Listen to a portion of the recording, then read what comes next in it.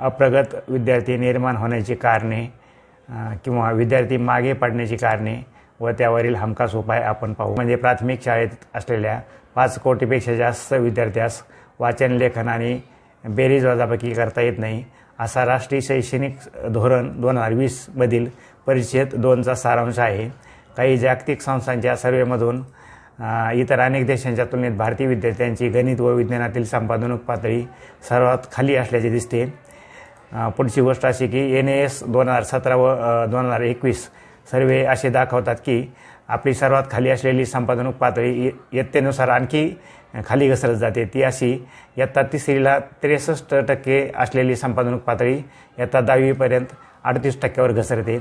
यापेक्षाही गंभीर बाब अशी की NAS 2021 मधील महाराष्ट्र स्टेट रिपोर्ट कार्ड असे दर्शवते की इयत्ता 10वीची मातृभाषेतून अभ्यासल्या जाणाऱ्या विज्ञान, गणित, भारतीय भाषा व सामाजिक शास्त्रे अशा सर्वच विषयातील निपुण व प्रगत विद्यार्थी संख्या केवळ 6 ते 16% इतकी आहे। ते मात्र इंग्रजीत ही विद्यार्थी संख्या 67% अशी प्रचंड मोठी आहे।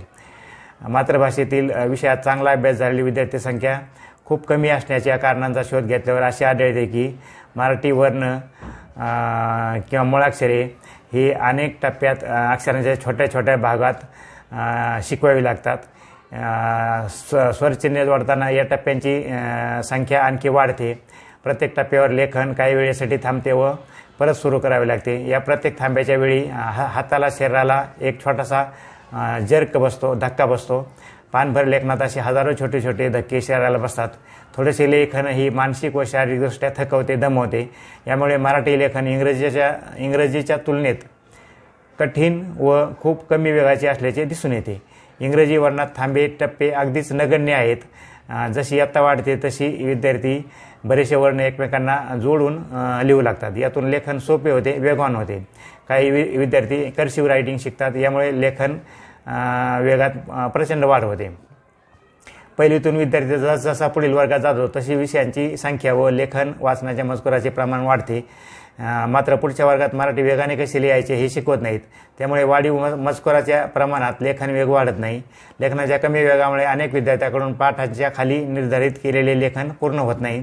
यामुळे पाठाचे सर्वांगीण आकलन होत नाही। प्रत्येक अक्षर अनेक टप्प्यात लिहिल्याने थोड्याशा लेखनाने विद्यार्थी शारीरिक, मानसिकदृष्ट्या थकतात, दमतात। यातून अभ्यासाला शक्ती, ऊर्जा, उत्साहाची कमतरता निर्माण होत जाते व विद्यार्थी मागे पडू लागतात। यामुळे इयत्ता 3री नंतर पुढे प्रत्येक वर्गात विद्यार्थ्यांची इंग्रजी वगळता सर्व विषयांची संपादनूक पातळी घसरत जाते। मराठी लेखन वेग कसा वाढवायचा हे शिकवले जात नसल्यामुळे शाळेत लेखनाचा वेग कमी असणाऱ्यांची संख्या प्रचंड मोठी असते। काही थोडेसे असे असतात की ज्यांचा वेग बरा असतो।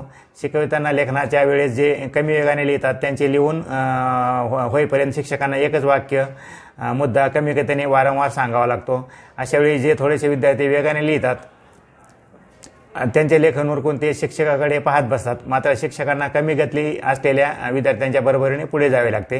यात लेखनात जास्तीत जास्त वेळ जातो व शिक्षकांना विषय शिकविण्यास, समजावण्यास कमी वेळ मिळतो। अभ्यासक्रम पुरा करण्यासाठी शिकवितांना घाई करावी लागते। शिक्षकांनी पाठाच्या अनुषंगाने अभ्यासक्रमाच्या व्यतिरिक्त अनेक गोष्टी सांगणे, शिकविणे अपेक्षित असते, परंतु कमी वेळेमुळे इच्छा असूनही त्याची व्हायला पाहिजे तशी पूर्तता होत नाही। यामुळे बहुतांश विद्यार्थ्यांना विविध मुद्दे पाहिजे तितके समजत नाहीत, संकल्पना पुरेशा स्पष्ट होत नाहीत व जास्तीत जास्त विद्यार्थ्यांचा अभ्यास कच्चा, कमी दर्जाचा राहतो।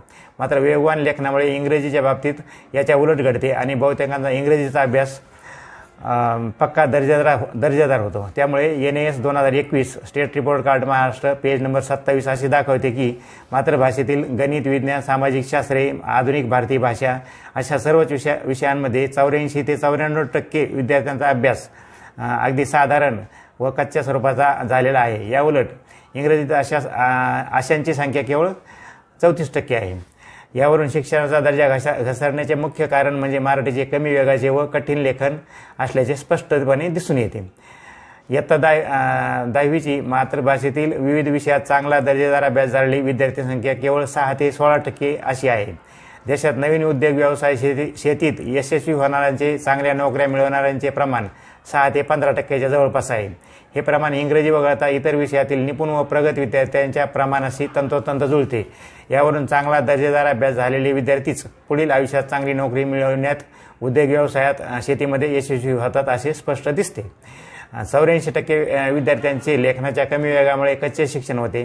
यातील अनेकांना नोकरीमधील बेकारी, बेरोजगारी, आर्थिक ओढाताणीचा सामना करावा लागतो व देशाच्या प्रगतीचा, भरभराटीचा प्रत्यक्ष फायदा यांना फारसा मिळत नाही.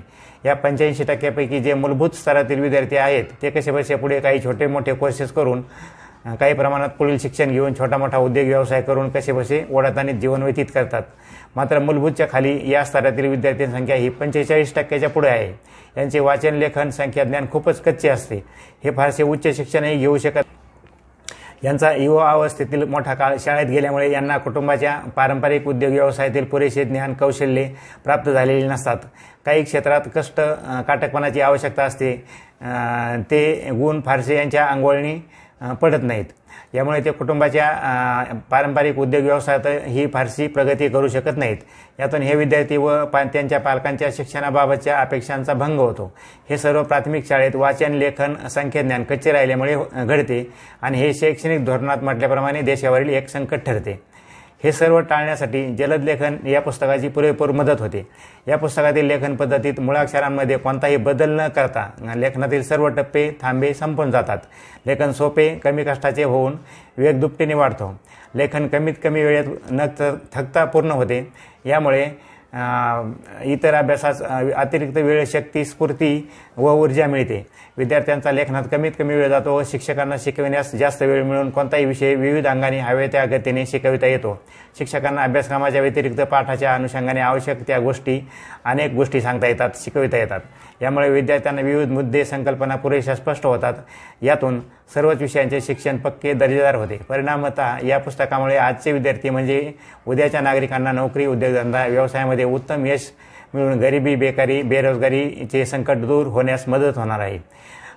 जलद लेखन या पुस्तकामध्ये सुंदर हस्ताक्षरासाठीचे मार्गदर्शन तसेच मराठी शुद्ध लेखनाच्या सर्व नियमामुळे हे पुस्तक सर्वांसाठी संग्राह्य बनले आहे. त्यामुळे प्रत्येकाने आपल्या पाल्यासाठी जलद लेखन पुस्तक खरेदी करावे. शिक्षकांनी पालकांना पुस्तक खरेदीचा आग्रह धरावा. जलद लेखन पुस्तकाची किंमत ₹250 आहे.